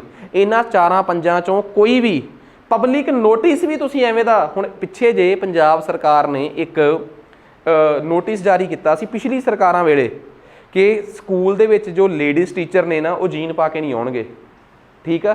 ਇਹ ਪੰਜਾਬ ਸਰਕਾਰ ਦੀ ਨੋਟੀਫਿਕੇਸ਼ਨ ਆ, 21ਵੀਂ ਸਦੀ ਦਾ ਪੰਜਾਬ ਹੈ, ਠੀਕ ਆ। ਤਾਂ ਮਤਲਬ ਦੇਖੋ ਕੁਛ ਨਹੀਂ ਯਾਰ, ਮੈਡਲ ਪਵਾਉਣ ਵਾਲੇ ਕੰਮ ਤੁਸੀਂ ਆਪ ਕਰਦੇ ਹੋ, ਠੀਕ ਆ। ਤੁਸੀਂ ਤੈਅ ਕਰਨ ਵਾਲੇ ਕੌਣ ਹੁੰਦੇ ਹੋ? ਮਤਲਬ ਕਿ ਸਪੈਸ਼ਲੀ ਚਲੋ ਪੋਲੀਟੀਕਲ ਲੀਡਰ ਤਾਂ ਥੋੜ੍ਹੀ ਜਿਹੀ ਬੈਕਵਰਡ ਸੋਚ ਵਾਲੇ ਹੋ ਸਕਦੇ ਆ। ਬਿਊਰੋਕਰੇਸੀ ਜਿਹੜੀ ਬਿਊਰੋਕਰੇਸੀ ਹੁੰਦੀ ਆ, ਅਫਸਰਸ਼ਾਹੀ ਹੁੰਦੀ ਹੈ, ਤੁਹਾਡੇ ਬੱਚੇ, ਤੁਹਾਡੇ ਮੁੰਡੇ, ਤੁਹਾਡੀਆਂ ਕੁੜੀਆਂ, ਮੈਂ ਨਹੀਂ ਸਮਝਦਾ ਕਿ ਉਹ ਕੋਈ ਸ਼ਹਿਰ ਦੇ ਮਾੜੇ ਤੇੜੇ ਸਕੂਲ 'ਚ ਪੜ੍ਹਦੇ ਹੋਣਗੇ, ਬੜੇ ਅਲੀਟ ਸਕੂਲਾਂ 'ਚ ਪੜ੍ਹਦੇ ਹੋਣਗੇ, ਠੀਕ ਆ। ਉਹਨਾਂ ਨੇ ਇੱਕ ਪੱਖ ਦੇਖਿਆ ਹੋਊਗਾ ਕਿ ਪਿੰਡਾਂ 'ਚ ਇਸ ਚੀਜ਼ ਦਾ ਫਰਕ ਪੈਂਦਾ ਹੋਊਗਾ ਜਾਂ ਨਹੀਂ, ਪਰ ਸੋਚ ਕੇ ਦੇਖੋ ਉਹਦੇ ਨਾਲ ਪੰਜਾਬ ਦੀ ਇਮੇਜ ਕਿੱਥੇ ਜਾਂਦੀ ਹੈ। ਤਾਂ ਤੁਸੀਂ ਕਹੋਗੇ ਸਰ ਇਹ ਅਧਿਸੂਚਨਾ ਨੋਟੀਫਿਕੇਸ਼ਨ ਵਾਪਸ ਕਿਉਂ ਲੈ ਲਈ ਗਈ? ਕਿਉਂਕਿ ਇਹ ਫੰਡਾਮੈਂਟਲ ਰਾਈਟਸ ਦੀ ਭਾਵਨਾ ਦੇ ਖਿਲਾਫ ਸੀ। ਤੁਸੀਂ ਕਹੋਗੇ ਯਾਰ ਦੱਸ ਦਿਓ ਇਹਦੇ ਨਾਲ ਕਿਹੜਾ ਫੰਡਾਮੈਂਟਲ ਰਾਈਟ ਖਰਾਬ ਹੋਇਆ? ਆਰਟੀਕਲ 21 'ਚ ਇੱਕ ਵਰਡ ਲਿਖਿਆ ਆਉਂਦਾ ਰਾਈਟ ਟੂ ਚੋਇਸ, ਆਪਣਾ ਕਿਸੇ ਚੀਜ਼ ਨੂੰ ਚੁਣਨ ਦਾ ਅਧਿਕਾਰ, ਚਾਹੇ ਉਹ ਆਪਣਾ ਜੀਵਨ ਸਾਥੀ ਚੁਣਨਾ ਹੋਵੇ, ਚਾਹੇ ਪਹਿਨਣ ਵਾਸਤੇ ਆਪਣਾ ਕੱਪੜਾ ਚੁਣਨਾ ਹੋਵੇ, ਠੀਕ ਆ। ਹਾਂ, ਤੁਸੀਂ ਜੀਨ ਬੈਨ ਨਹੀਂ ਕਰ ਸਕਦੇ, ਤੁਸੀਂ ਇੱਕ ਯੂਨੀਫਾਰਮ ਰੱਖੋ, ਆ ਜਾਣਗੇ, ਠੀਕ ਆ। ਹਾਂ, ਤੁਸੀਂ ਇਸ ਤਰੀਕੇ ਦੇ ਕੁਝ ਪ੍ਰੋਟੋਕੋਲਸ ਬਣਾਓ, ਉਹ ਪ੍ਰੋਟੋਕੋਲਸ ਜਿਹੜੇ ਆ ਉਹ ਰਾਈਟ ਟੂ ਚੋਇਸ ਦੇ ਖਿਲਾਫ ਨਹੀਂ ਹੋਣੇ ਚਾਹੀਦੇ। ਜਦੋਂ ਤੁਸੀਂ ਕਿਸੇ ਨੂੰ ਇਹ ਕਹਿੰਦੇ ਹੋ ਕਿ ਸਕੂਲ 'ਚ ਬੱਚੇ ਯੂਨੀਫਾਰਮ ਪਾ ਕੇ ਆਉਣ ਤੇ ਜੀਨ ਪਾ ਕੇ ਨਾ ਆਉਣ, ਉੱਥੇ ਰਾਈਟ ਟੂ ਚੋਇਸ ਵਰਕ ਨਹੀਂ ਕਰਦਾ, ਕਿਉਂਕਿ ਉੱਥੇ ਇੱਕ ਯੂਨੀਫਾਰਮਿਟੀ ਲਿਆਉਣ ਦੀ ਕੋਸ਼ਿਸ਼ ਕੀਤੀ ਗਈ ਹੈ, ਸਮਾਨਤਾ ਲਿਆਉਣ ਦੀ। ਤੁਹਾਡਾ ਦਿੱਤੀ ਗਈ ਨੋਟੀਫਿਕੇਸ਼ਨ ਤਰਕ ਦੇਵੇ ਕਿ ਇਹ ਕਿਸੇ ਬੁਨਿਆਦੀ ਹੱਕ ਦੀ ਜਗ੍ਹਾ 'ਤੇ ਵਾਕਈ ਕਿਸੇ ਪ੍ਰੋਟੋਕੋਲ ਦੇ ਤਹਿਤ ਆ, ਕਿਸੇ ਨਿਯਮ ਦੇ ਤਹਿਤ ਆ, ਫਿਰ ਉਹਨੂੰ ਤੁਸੀਂ ਅਸੀਂ ਚੈਲੰਜੇਬਲ ਨਹੀਂ ਹੋਊਗੀ, ਫਿਰ ਤਾਂ ਠੀਕ ਆ। ਪਰ ਐਵੇਂ ਹੀ ਤੁਸੀਂ ਕਿਸੇ ਦੀ ਰਾਈਟ ਟੂ ਚੋਇਸ ਤੁਸੀਂ ਇਹ ਕਹਿ ਦਿਓ ਕਿ ਸਕੂਲਾਂ ਦੇ ਵਿੱਚ ਟਿਫਨ ਦੇ ਵਿੱਚ ਫਲਾਣਾ ਫੂਡ ਨਹੀਂ ਆਉਣਾ ਚਾਹੀਦਾ, ਇਹ ਵੀ ਰਾਈਟ ਟੂ ਚੋਇਸ ਦੇ ਖਿਲਾਫ ਆ। ਮੇਰੀ ਗੱਲ ਨੂੰ ਫੋਲੋ ਕਰਿਆ ਨਾ, ਇਹ ਵੀ ਰਾਈਟ ਟੂ ਚੋਇਸ ਦੇ ਖਿਲਾਫ ਆ। ਇਹਨਾਂ ਚੀਜ਼ਾਂ ਨੂੰ ਸਾਨੂੰ ਵੈਲ ਮੈਚਿਓਰ ਹੋ ਕੇ ਸਮਝਣਾ ਪਊਗਾ, ਠੀਕ ਆ। ਇੰਡੀਅਨ ਸੁਸਾਇਟੀ ਇੱਕ ਵੈਜੀਟੇਰੀਅਨ ਸੁਸਾਇਟੀ ਆ। ਕੀ ਤੁਸੀਂ ਕਿਸੇ ਨੂੰ ਕਹਿ ਸਕਦੇ ਹੋ ਕਿ ਨੌਨ ਵੈਜ ਬਿਰਿਆਨੀ ਸਕੂਲ ਦੇ ਟਿਫਨ 'ਚ ਨਾ ਲੈ ਕੇ ਆਵੇ? ਇਟ ਮੀਨਸ ਇਹ ਰਾਈਟ ਟੂ ਚੋਇਸ ਦੇ ਖਿਲਾਫ ਆ। ਕੋਈ ਪ੍ਰੋਟੋਕੋਲ ਦੱਸੋ ਕਿ ਕਿਹੜਾ ਹੈ, ਫਿਰ ਤਾਂ ਅਸੀਂ ਮੰਨੀਏ। ਅਸੀਂ ਮੰਨਦੇ ਹਾਂ ਕਿ ਸਾਡੇ ਫੰਡਾਮੈਂਟਲ ਰਾਈਟਸ ਤੇ ਬਹੁਤ ਜ਼ਿਆਦਾ ਅਪਵਾਦ ਨੇ, ਐਕਸੈਪਸ਼ਨਸ ਨੇ, ਕਿ ਬਈ ਤੁਸੀਂ ਕੁਛ ਵੀ ਬੋਲ ਸਕਦੇ ਹੋ, ਪਰ ਸੜਕ 'ਤੇ ਕਿਸੇ ਨੂੰ ਗਾਲ ਥੋੜ੍ਹਾ ਕੱਢ ਸਕਦੇ ਹੋ। ਤੁਸੀਂ ਕਹਿ ਦੋਗੇ ਕਿ ਮੇਰਾ ਬੋਲਣ ਦਾ ਅਧਿਕਾਰ ਖੋਲਿਆ, ਨਹੀਂ। ਐਕਸੈਪਸ਼ਨਸ ਨੇ, ਪਰ ਉਹ ਤਰਕ ਦਿਓ ਕਿ ਕਿਉਂ ਨੇ। ਅਦਰਵਾਈਜ਼ ਅਸੀਂ ਮੰਨਾਂਗੇ ਕਿ ਤੁਸੀਂ ਸਾਡਾ ਫੰਡਾਮੈਂਟਲ ਰਾਈਟ ਖੋਲ੍ਹੇ ਹੋ। ਐਵੇਂ ਦੀ ਕੋਈ ਵੀ ਨੋਟੀਫਿਕੇਸ਼ਨ, ਕੋਈ ਵੀ ਲਾਅ, ਕੋਈ ਵੀ ਰੂਲ, ਕੋਈ ਵੀ ਅਮੈਂਡਮੈਂਟ ਨਹੀਂ ਕੀਤੀ ਜਾ ਸਕਦੀ ਜਿਹੜੀ ਕਿ ਫੰਡਾਮੈਂਟਲ ਰਾਈਟਸ ਦੀ ਸਪਿਰਿਟ ਦੇ ਕੀ ਹੋਵੇ, ਖਿਲਾਫ ਹੋਵੇ। ਉਮੀਦ ਕਰਦਾ ਕਿ ਗੱਲ ਸਮਝ ਆ ਗਈ ਹੋਣੀ ਹੈ, ਠੀਕ ਆ। ਤਾਂ ਆਰਟੀਕਲ 13 ਖਤਮ। ਹੁਣ ਆਪਾਂ ਸ਼ੁਰੂ ਕਰਦੇ ਹਾਂ ਆਰਟੀਕਲ 14 ਤੋਂ ਲੈ ਕੇ 18 ਤੱਕ। ਕਹਾਣੀ ਇਹ ਆ ਕਿ ਹੁਣ ਆਪਾਂ ਸ਼ੁਰੂ ਕਰਾਂਗੇ ਆਰਟੀਕਲ 14 ਤੋਂ ਲੈ ਕੇ 18 ਤੱਕ, ਸਮਾਨਤਾ ਦਾ ਅਧਿਕਾਰ। ਇਹ ਸਾਡਾ ਪਹਿਲਾ ਫੰਡਾਮੈਂਟਲ ਰਾਈਟ ਆ। ਇਹ ਸਾਡਾ ਪਹਿਲਾ ਫੰਡਾਮੈਂਟਲ ਰਾਈਟ ਹੋਊਗਾ ਆਰਟੀਕਲ 14 ਤੋਂ ਲੈ ਕੇ 18 ਤੱਕ। ਰਾਈਟ ਟੂ ਇਕੁਐਲਿਟੀ, ਸਮਾਨਤਾ ਦਾ ਅਧਿਕਾਰ। ਆਹ ਦੱਸੋ ਜੀ, ਗੱਲ ਸਮਝ ਆ ਗਈ ਇੱਥੋਂ ਤੱਕ? ਸੋ ਸਭ ਤੋਂ ਪਹਿਲਾਂ ਤਾਂ ਸਾਨੂੰ ਇਹ ਸਮਝ ਆਉਣੀ ਚਾਹੀਦੀ ਹੈ ਕਿ ਰਾਈਟ ਟੂ ਇਕੁਐਲਿਟੀ ਬੇਸਿਕਲੀ ਹੈ ਕੀ ਆ, ਸਮਾਨਤਾ ਦਾ ਅਧਿਕਾਰ ਬੇਸਿਕਲੀ ਹੈ ਕੀ ਆ, ਠੀਕ ਆ। ਸੋ ਆਪਾਂ ਰਾਈਟ ਟੂ ਇਕੁਐਲਿਟੀ ਦੇ ਵਿੱਚ ਹੁਣ ਆਪਾਂ ਥੋੜ੍ਹੀ ਜਿਹੀ ਕਨਸੈਪਚੁਅਲ ਕਲੈਰਿਟੀ ਕਰੀਏ ਤਾਂ ਰਾਈਟ ਟੂ ਇਕੁਐਲਿਟੀ ਦੇ ਵਿੱਚ ਕੀ ਆ ਗਿਆ? 5 ਰਾਈਟ ਨੇ। ਕਿੰਨੇ? 5। ਇੱਕ ਆਰਟੀਕਲ 14, ਇੱਕ ਆਰਟੀਕਲ 15, ਇੱਕ ਆਰਟੀਕਲ 16, ਇੱਕ ਆਰਟੀਕਲ 17 ਤੇ ਇੱਕ ਆਰਟੀਕਲ ਕਿੰਨਾ ਹੈ? 18, ਠੀਕ ਆ। ਇਹ 5 ਰਾਈਟ ਜਿਹੜੇ ਆ ਇਹ ਰਾਈਟ ਟੂ ਇਕੁਐਲਿਟੀ ਬਾਰੇ ਦੱਸਣਗੇ। ਖੈਰ, ਠੀਕ ਹੈ ਜੀ। ਤੁਸੀਂ ਕਹੋਗੇ 5 ਆਰਟੀਕਲ ਮਿਲ ਕੇ ਆਰਟੀਕਲ ਇਕੁਐਲਿਟੀ ਨੂੰ ਟੋਟੈਲਿਟੀ ਦੇ ਵਿੱਚ ਐਕਸਪਲੇਨ ਕਰਨਗੇ। 5 ਆਰਟੀਕਲ ਮਿਲ ਕੇ ਇਕੁਐਲਿਟੀ ਦੇ ਵਿੱਚ ਇਹਨੂੰ ਇਕੁਐਲਿਟੀ ਨੂੰ ਕਰਨਗੇ ਕਵਰ, ਠੀਕ ਆ। ਕਿਵੇਂ ਕਰਨਗੇ ਉਹ ਆਪਾਂ ਹੁਣ ਦੇਖਦੇ ਹਾਂ। ਪਲੀਜ਼ ਇਹਦੇ 'ਚ ਬੜਾ ਗੌਰ ਕਰਿਓ, ਠੀਕ ਆ। ਤਾਂ ਹੁਣ ਦੇਖੋ, ਸਭ ਤੋਂ ਪਹਿਲਾਂ ਆ ਗਿਆ ਆਰਟੀਕਲ 14। ਆਰਟੀਕਲ 14 ਕੀ ਕਹਿੰਦਾ ਹੈ? ਅੱਜ ਮੈਂ ਸਿਰਫ 14 ਹੀ ਪੜ੍ਹਾਊਂਗਾ ਕਿਉਂਕਿ 14 ਹੀ ਕਾਫੀ ਲੰਬਾ ਚਲੇ ਜਾਊਗਾ ਤੁਹਾਡਾ। ਆਰਟੀਕਲ 14 'ਚ ਆ ਗਿਆ ਇਕੁਐਲਿਟੀ ਬਿਫੋਰ ਲਾਅ ਤੇ equal protection of law. Equality before law and equal protection of law. ਇਹਦਾ ਕੀ ਮਤਲਬ ਆ? ਇਕੁਐਲਿਟੀ ਬਿਫੋਰ ਲਾਅ ਤੇ ਇਕੁਅਲ ਪ੍ਰੋਟੈਕਸ਼ਨ ਆਫ ਲਾਅ, ਇਹਦਾ ਕੀ ਬੇਸਿਕਲੀ ਮਤਲਬ ਆ? ਇਹਦਾ ਪੰਜਾਬੀ 'ਚ ਮਤਲਬ ਇਹ ਆ ਕਿ ਕਾਨੂੰਨ ਅੱਗੇ ਸਾਰੇ ਬਰਾਬਰ ਆ ਤੇ ਕਾਨੂੰਨ ਸਭ ਨੂੰ ਬਰਾਬਰ ਸੁਰੱਖਿਆ ਦੇਊਗਾ। ਗੌਰ ਕਰਿਓ, ਕਾਨੂੰਨ ਅੱਗੇ ਸਾਰੇ ਬਰਾਬਰ ਆ ਤੇ ਕਾਨੂੰਨ ਸਭ ਨੂੰ ਬਰਾਬਰ ਸੁਰੱਖਿਆ ਦੇਊਗਾ। ਆ ਦੋ ਗੱਲਾਂ 'ਚ ਬੜਾ ਫਰਕ ਆ ਕਿ ਕਾਨੂੰਨ ਅੱਗੇ ਸਾਰੇ ਬਰਾਬਰ ਨੇ ਤੇ ਕਾਨੂੰਨ ਸਭ ਨੂੰ ਬਰਾਬਰ ਸੁਰੱਖਿਆ ਦੇਊਗਾ। ਇਹ ਦੋ ਗੱਲਾਂ 'ਚ ਕਿਵੇਂ ਅੱਡ ਨੇ ਇੱਕ ਦੂਜੇ ਤੋਂ? ਬਈ ਓਬਵੀਅਸ ਜੀ ਗੱਲ ਆ। ਮੈਂ ਇੱਕ ਐਗਜ਼ਾਮਪਲ ਦਿੰਦਾ। ਸਲਮਾਨ ਖਾਨ ਹੋਵੇ ਤੇ ਚਾਹੇ ਕੋਈ ਨੋਰਮਲ ਇਨਸਾਨ ਹੋਵੇ, ਜੇ ਕਿਸੇ ਕੋਲੋਂ ਵੀ ਗਲਤੀ ਨਾਲ ਕੋਈ ਕ੍ਰਾਈਮ ਹੋ ਗਿਆ ਜਾਂ ਉਹਨੇ ਇੰਟੈਂਸ਼ਨਲੀ ਕੀਤਾ ਹੈ ਤਾਂ ਕਾਨੂੰਨ ਅੱਗੇ ਸਾਰੇ ਬਰਾਬਰ ਨੇ। ਕਾਨੂੰਨ ਅੱਗੇ ਸਾਰੇ ਬਰਾਬਰ ਆ, ਇਹਦੀ ਪੰਜਾਬੀ ਆ ਇਕੁਐਲਿਟੀ ਬਿਫੋਰ ਲਾਅ। ਕਾਨੂੰਨ ਅੱਗੇ ਸਾਰੇ ਬਰਾਬਰ ਕਿਵੇਂ ਹੋਏ? ਬਈ ਸਭ ਨੂੰ ਉਸੇ ਪੁਲਿਸ ਦੀ ਜੀਬ 'ਚ ਬਿਠਾ ਕੇ ਹੀ ਕੋਰਟ ਪੇਸ਼ ਕੀਤਾ ਜਾਊਗਾ। It means equality before law. This is called equality before law. So ਇਹ ਕਨਸੈਪਟ ਅਸੀਂ UK ਤੋਂ ਚੱਕਿਆ ਹੈ। ਇਹ ਕਨਸੈਪਟ ਅਸੀਂ ਕਿੱਥੋਂ ਚੱਕਿਆ ਹੈ? UK ਤੋਂ ਚੱਕਿਆ ਹੈ। ਹੁਣ ਆ ਜਾਓ ਇਕੁਅਲ ਪ੍ਰੋਟੈਕਸ਼ਨ ਆਫ ਲਾਅ। ਸਾਡੇ ਦੇਸ਼ 'ਚ ਸਭ ਨੂੰ ਇੱਕੋ ਜੀ ਸੁਰੱਖਿਆ ਮਿਲੀ ਹੋਈ ਆ ਕਾਨੂੰਨ ਤੋਂ। ਇਕੁਅਲ ਪ੍ਰੋਟੈਕਸ਼ਨ ਆਫ ਲਾਅ, ਇਹ ਕੀ ਮਤਲਬ ਆ? ਇਹ ਕਨਸੈਪਟ ਅਸੀਂ US ਤੋਂ ਚੱਕਿਆ ਹੈ। ਇਹ ਕਨਸੈਪਟ ਅਸੀਂ ਅਮਰੀਕਾ ਤੋਂ ਚੱਕਿਆ ਹੈ। ਇਹਦਾ ਕੀ ਮਤਲਬ ਹੁੰਦਾ ਹੈ ਇਕੁਅਲ ਪ੍ਰੋਟੈਕਸ਼ਨ ਆਫ ਲਾਅ ਦਾ? ਇਹਦਾ ਮਤਲਬ ਹੁੰਦਾ ਹੈ ਕਿ ਕਾਨੂੰਨ ਸਭ ਨੂੰ ਸਥਿਤੀਆਂ ਦੇ ਮੁਤਾਬਕ ਸੁਰੱਖਿਆ ਦੇਊਗਾ। ਮੰਨ ਲਓ 2 ਜਗ੍ਹਾ ਤੇ ਕਤਲ ਹੋਇਆ ਹੈ, ਠੀਕ ਆ। 2 ਕ੍ਰਾਈਮ ਹੋਏ ਆ ਤੇ ਦੋਵੇਂ ਕ੍ਰਾਈਮ ਕਤਲ ਦੇ ਆ। ਇੱਕ ਕ੍ਰਾਈਮ ਐਵੇਂ ਹੋਇਆ ਕਿ ਤੁਸੀਂ ਗਏ, ਕਿਸੇ ਨੇ ਤੁਹਾਨੂੰ ਕਹਿਤਾ ਘੂਰਿਆ, ਤੁਸੀਂ ਕੱਢੀ ਪਿਸਤੌਲ, ਗੋਲੀ ਮਾਰਤੀ। ਇੱਕ ਕ੍ਰਾਈਮ ਬਿਲਕੁਲ ਦੂਜੀ ਸਥਿਤੀ 'ਚ ਹੋਇਆ ਹੈ। ਕੋਈ ਆਇਆ ਤੁਹਾਡੇ ਘਰੇ, ਚੋਰ ਆਏ 3 ਤੋਂ 4 ਜਣੇ, ਉਹ ਕੋਈ ਬਹੁਤ ਕੀਮਤੀ ਚੀਜ਼ ਤੁਹਾਡੇ ਘਰ ਤੋਂ ਚੋਰੀ ਕਰਕੇ ਭੱਜ ਰਹੇ ਸੀਗੇ। ਤੁਸੀਂ ਰਫਲ ਚੱਕੀ, ਹਥਿਆਰ ਚੱਕਿਆ, ਮਗਰ ਭੱਜੇ। ਤੁਸੀਂ ਰੋਕਣ ਦੀ ਕੋਸ਼ਿਸ਼ ਕੀਤੀ, ਨਹੀਂ ਰੁਕੇ, ਤੁਸੀਂ ਗੋਲੀ ਮਾਰੀ, ਠੀਕ ਆ। ਤਾਂ ਉਹਦੇ ਕਿਸੇ ਦੇ ਗੋਲੀ ਵੱਜ ਗਈ ਜਾਂ ਕਿਸੇ ਵੀ ਕਾਰਨ ਕਰਕੇ ਕੋਈ ਹਾਦਸਾ ਹੋ ਗਿਆ, ਉਹ ਅੱਗੇ ਜਾ ਕੇ ਕਿਸੇ 'ਚ ਵੱਜ ਗਿਆ ਤੇ ਉਹਦਾ ਕਤਲ ਹੋ ਗਿਆ, ਜਾਂ ਉਹ ਇਹ ਦੂਸਰੇ ਪ੍ਰਕਾਰ ਦਾ ਕਤਲ ਆ। ਇੱਕ ਤੁਸੀਂ ਆਪਣੀ ਸੈਲਫ ਡਿਫੈਂਸ 'ਚ ਕੀਤਾ, ਜਾਂ ਉਹਨੇ ਤੁਹਾਡੇ ਤੇ ਹਮਲਾ ਕਰਤਾ, ਤੁਸੀਂ ਫਿਰ ਉਹਦੇ ਤੇ ਤੁਹਾਡੇ ਕੋਲ ਗੋਲੀ ਚੱਲ ਗਈ, ਉਹ ਤੁਹਾਡੇ ਘਰੇ ਚੋਰ ਆਇਆ ਸੀਗਾ। ਦੋਵਾਂ ਤਰੀਕਿਆਂ ਦੇ ਮੁਕਾਬਲੇ 'ਚ ਦੋਵਾਂ ਕੰਟੈਕਸਟਾਂ 'ਚ ਦੇਖਿਆ ਜਾਵੇ ਤਾਂ ਕੀ ਕਾਤਲ ਨੂੰ ਇੱਕੋ ਜਿਹੀ ਸਜ਼ਾ ਹੋਣੀ ਚਾਹੀਦੀ ਹੈ? ਨਹੀਂ। ਪਹਿਲੇ ਵਾਲਾ ਕ੍ਰਾਈਮ ਸੀਨ ਤੇ ਦੂਜੇ ਵਾਲਾ ਕ੍ਰਾਈਮ ਸੀਨ ਟੋਟਲੀ ਡਿਫਰੈਂਟ ਨੇ ਇੱਕ ਦੂਜੇ ਤੋਂ। ਇੱਕ ਸੈਲਫ ਡਿਫੈਂਸ 'ਚ ਕੀਤਾ ਗਿਆ ਕਤਲ, ਇਟ ਮੀਨਸ ਇੱਥੇ ਕਾਨੂੰਨ ਦੇਖੂਗਾ ਇਕੁਅਲ ਪ੍ਰੋਟੈਕਸ਼ਨ ਆਫ ਲਾਅ, ਕਾਨੂੰਨ ਸਥਿਤੀਆਂ ਦੇਖੂਗਾ ਕਿ ਕਿਸ ਕੇਸ 'ਚ ਇੱਕ ਬੰਦੇ ਨੂੰ ਪ੍ਰੋਟੈਕਟ ਕਰਨਾ ਚਾਹੀਦਾ ਹੈ ਤੇ ਕਿਸ ਕੇਸ 'ਚ ਉਹਨੂੰ ਕੀ ਸਜ਼ਾ ਦੇਣੀ ਚਾਹੀਦੀ ਹੈ। ਇੱਥੇ ਕਾਨੂੰਨ ਸ਼ਾਇਦ ਇੱਕ ਕੇਸ 'ਚ ਤੁਹਾਨੂੰ ਜੋ ਮਿਨੀਮਮ ਸਜ਼ਾ ਬਣਦੀ ਹੋਊਗੀ 1 ਸਾਲ 1.5 ਸਾਲ 2 ਸਾਲ, ਇੱਥੋਂ ਤੱਕ ਕਿ ਜੱਜ ਰਿਹਾ ਵੀ ਕਰ ਸਕਦਾ ਹੈ, ਤੇ ਦੂਜੇ ਪਾਸੇ ਬਿਲਕੁਲ ਦੂਜਾ ਸਿਨੈਰੀਓ ਆ ਗਿਆ ਜਿਹਦੇ 'ਚ ਕਿ ਤੁਹਾਨੂੰ ਮੈਕਸੀਮਮ ਸਜ਼ਾ ਜੋ ਇੱਕ ਕੇਸ ਦੇ ਵਿੱਚ ਦਿੱਤੀ ਜਾ ਸਕਦੀ ਹੈ। ਜਿਵੇਂ ਜੱਜ ਨੂੰ ਲੱਗਿਆ ਕਿ ਇਹ ਕੋਈ ਹੀਨੀਅਸ ਕ੍ਰਾਈਮ ਨਹੀਂ ਸੀਗਾ, ਮਤਲਬ ਬਹੁਤ ਦਰਿੰਦਗੀ ਨਾਲ ਕੀਤਾ ਗਿਆ ਕ੍ਰਾਈਮ ਨਹੀਂ ਸੀਗਾ, ਇਸ ਕਰਕੇ ਮੈਂ ਇਹਨੂੰ ਮੌਤ ਦੀ ਸਜ਼ਾ ਤਾਂ ਨਹੀਂ ਦੇ ਸਕਦਾ, ਪਰ ਕਤਲ ਜ਼ਰੂਰ ਕੀਤਾ ਹੈ ਤੇ ਬਿਨਾਂ ਕਿਸੇ ਵਜ੍ਹਾ ਤੋਂ ਕੀਤਾ ਹੈ ਤੇ ਆਪਣੀ ਆਕੜ 'ਚ ਕੀਤਾ ਹੈ। ਤੇ ਇੱਕ ਕਤਲ ਦੇ ਕੇਸ 'ਚ ਜਿਹੜੀ ਮੈਕਸਿਮਮ ਸਜ਼ਾ ਮੈਨੂੰ ਲੱਗਦਾ ਕਿ ਇਹਨੂੰ ਦਿੱਤੀ ਜਾ ਸਕਦੀ ਹੈ ਕਿ ਕੋਈ ਹੀਨੀਅਸ ਕ੍ਰਾਈਮ ਤਾਂ ਬਣਦਾ ਨਹੀਂ ਹੈ। ਹਾਂ, ਜੇ ਵੈਸੇ ਇਹ ਮੈਕਸਿਮਮ ਸਜ਼ਾ ਇਹਦੀ 20 ਸਾਲ ਬਣਦੀ ਹੈ ਤਾਂ ਮੈਨੂੰ 20 ਸਾਲ ਹੀ ਦਊਂਗਾ, ਕਿਉਂਕਿ ਇਹ ਬੰਦੇ ਨੇ ਕੋਈ ਕਸਰ ਨਹੀਂ ਛੱਡੀ ਕਿਸੇ ਦੀ ਜ਼ਿੰਦਗੀ ਖਰਾਬ ਕਰਨ 'ਚ। ਸੋ ਇੱਥੇ ਕਾਨੂੰਨ ਦੀ ਪ੍ਰੋਟੈਕਸ਼ਨ ਆਈ ਹੈ ਤੁਹਾਡੇ ਸਾਹਮਣੇ। ਕਿਹੜੇ ਬੰਦੇ ਨੂੰ ਪ੍ਰੋਟੈਕਸ਼ਨ ਮਿਲੀ ਆ? ਸੈਲਫ ਡਿਫੈਂਸ 'ਚ ਕਤਲ ਕਰਨ ਵਾਲੇ ਨੂੰ। ਸੋ ਇਹ ਕਨਸੈਪਟ ਸਾਨੂੰ ਕਿੱਥੋਂ ਮਿਲਿਆ ਹੈ? USA ਤੋਂ, ਤੇ ਇਹ ਕਨਸੈਪਟ ਸਾਨੂੰ ਕਿੱਥੋਂ ਮਿਲਿਆ ਹੈ? UK ਤੋਂ। ਉਮੀਦ ਇਹ ਆ ਕਿ ਤੁਹਾਨੂੰ ਇਹ ਕਨਸੈਪਟ ਸਮਝ ਆ ਗਿਆ ਹੋਊਗਾ। ਤੇ ਇਸ ਕਨਸੈਪਟ 'ਚ ਮੈਂ ਸਮਝਾਇਆ ਕੀ ਆ? ਇਕੁਐਲਿਟੀ, ਕਿ ਸਭ ਬਰਾਬਰ ਨੇ, ਸਭ ਬਰਾਬਰ। ਸੋ ਆਰਟੀਕਲ 14 ਦੀ ਮੈਂ ਸਭ ਤੋਂ ਪਹਿਲੀ ਖਾਸੀਅਤ ਇਹ ਦੱਸਦੀ ਕਿ ਆਰਟੀਕਲ 14 ਜਿਹੜਾ ਹੈ ਉਹ ਪਹਿਲਾ ਇਹੋ ਜਿਹਾ ਕਾਨੂੰਨ ਆ। ਗੱਲ ਕਰਦੇ ਆ ਇਹਦੀਆਂ ਕੁਝ ਐਕਸੈਪਸ਼ਨਸ ਵੀ ਨੇ, ਅਪਵਾਦ ਵੀ ਨੇ। ਤੁਸੀਂ ਕਹੋਗੇ ਭਾਰਤ 'ਚ ਕਾਨੂੰਨ ਅੱਗੇ ਸਾਰੇ ਬਰਾਬਰ ਥੋੜ੍ਹਾ ਹੈ। ਯਾਰ ਇੱਕ ਗੱਲ ਦੇਖੋ, ਦੁਨੀਆ ਦੇ ਕਿਸੇ ਦੇਸ਼ 'ਚ ਵੀ ਚਲੇ ਜਾਓ, ਠੀਕ ਆ, ਇਨਜਸਟਿਸ ਹੋ ਜਾਂਦਾ ਹੈ ਕਿਤੇ ਨਾ ਕਿਤੇ, ਇਨਇਕੁਐਲਿਟੀ ਆ ਜਾਂਦੀ ਹੈ। ਪੈਸੇ ਵਾਲਾ ਆਪਣੇ ਕੇਸ ਜਲਦੀ ਲੜਾ ਕੇ ਆਪਣੀਆਂ ਜ਼ਮਾਨਤਾਂ ਜਲਦੀ ਕਰਾ ਲੈਂਦਾ। ਇਹ ਮਸਲਾ ਇਕੱਲੇ ਭਾਰਤ ਦਾ ਨਹੀਂ।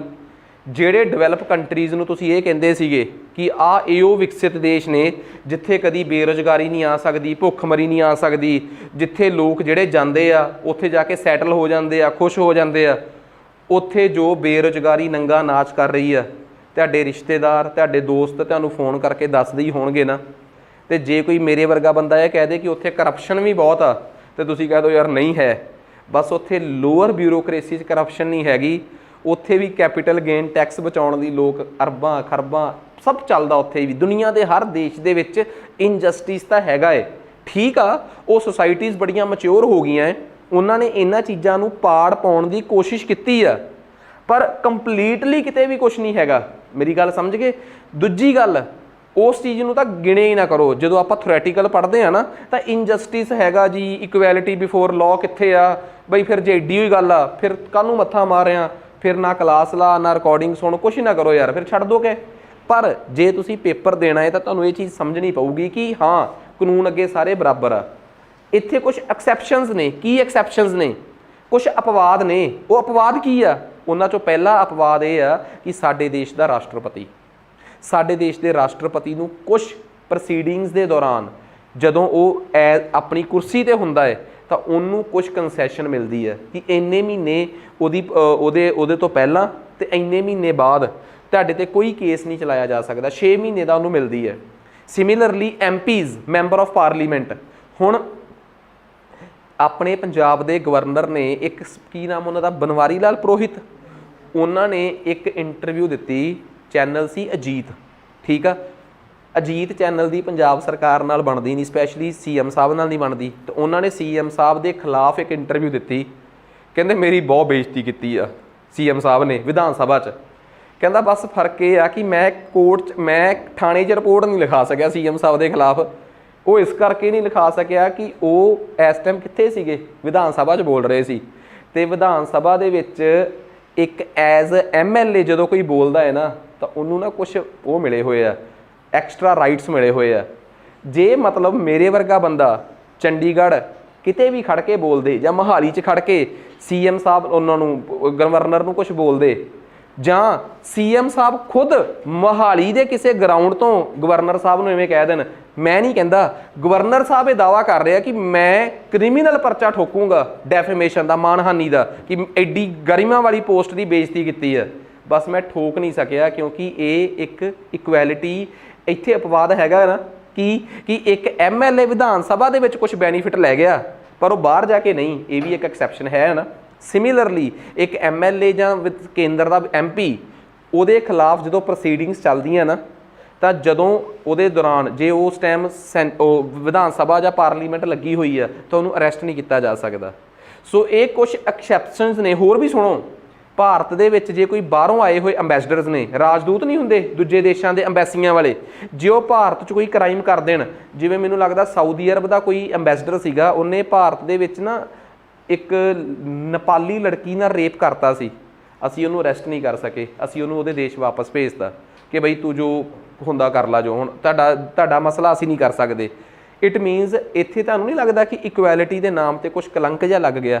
ਪਰ ਇਹ ਮਜਬੂਰੀ ਹੁੰਦੀ ਹੈ।